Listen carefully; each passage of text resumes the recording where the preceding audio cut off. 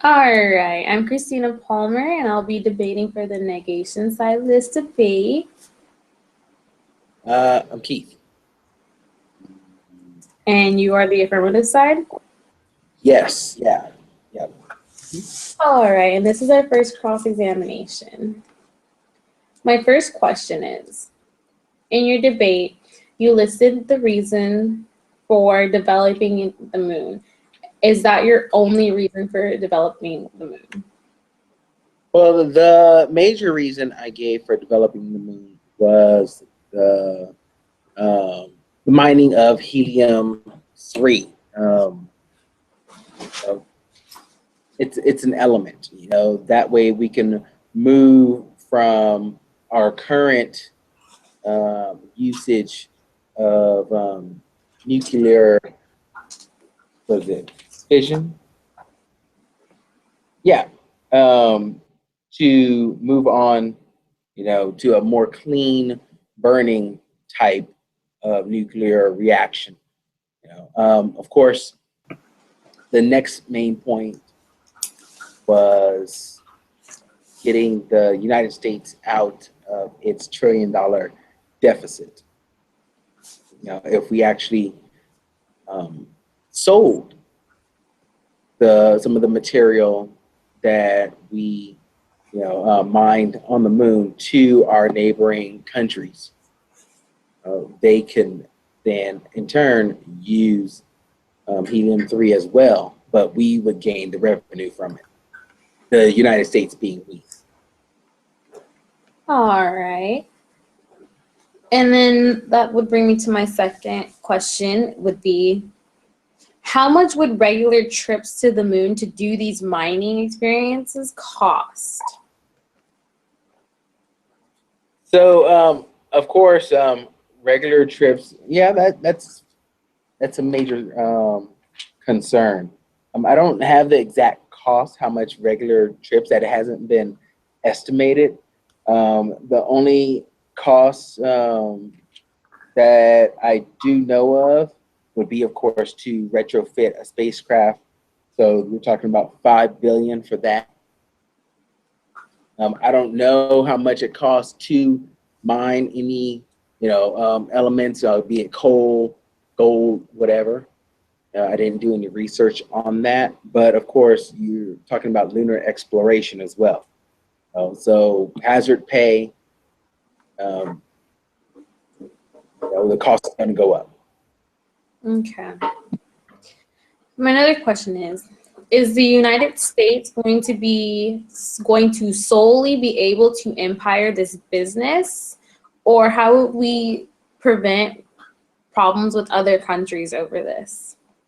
I don't think we're going to be able to prevent other countries from developing the technology, going up to the moon, and also mining for helium-3 as well. It's not like the United States has a monopoly on the moon. It doesn't belong to any one individual or any group of individuals. It's belongs to the human race. Everyone belongs. So there's no way to actually stop someone from going to the moon and setting up this endeavor. So that brings up another question. If that's the case, and then you made your strong point of getting America out of debt, wouldn't we have to go further into debt to further research this and achieve this? And if other countries can achieve this, what makes us think that we're going to be able to sell it to other countries if they can do this as well? Well, the United States is the front runner in the production and the mining and production of helium-3. All right, we get a foothold first, then we start, selling it to other countries. And of course, other countries, they will then develop the technology. They'll see, oh, well, the United States is the middleman. How about we cut out the middleman? But of course, that will take years. If we already have, the United States already has the technology to go there now, I suggest do it now. That way, the faster we do it, the faster we get out of debt, and we will stop digging ourselves into debt. Yes, you have to spend money to make money. That's the natural,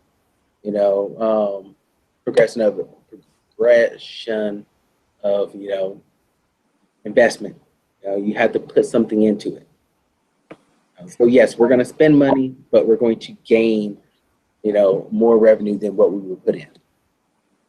Okay, my next question would be, if that's the case, then where are we going to get the money to fund this? We already have the money. It's just allocated to different things like, military budget, overspending.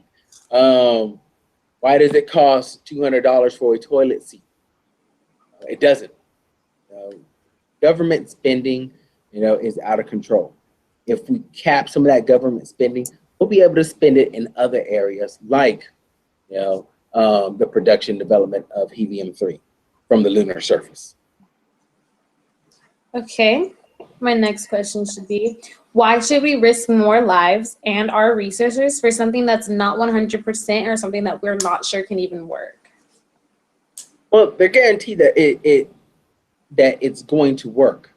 They know that helium-3 can be used, in nuclear fusion. That it is safer than the technology that we're using right now. The gamble, of course, there's sending, individuals up into space. It's a hostile environment. During the gold rush, everybody coming west, it was a hostile environment. People were losing their lives, but ultimately, everyone, a number of individuals did it. They succeeded at it, and of course, developed the West. Okay. It's just a process. Okay. And my last question is, if this is such a great plan, why hasn't anybody petitioned it to start? Because it costs a lot of money. So you're saying that the cost is the reason that nobody started this? Oh, they've been talking about it, and China is actually, taking steps to, go to the moon already. In my honest opinion, yes, everything comes down to money. Okay, why would we go to the moon to gather an element that's clean burning when we have fossil fuels, here, right? That of course, will pollute the planet, but big corporations are making money from those fossil fuels and keeping, clean burning solutions under wraps. Okay. Well, that concludes my questions. Awesome. Hopefully I answered them to your benefit.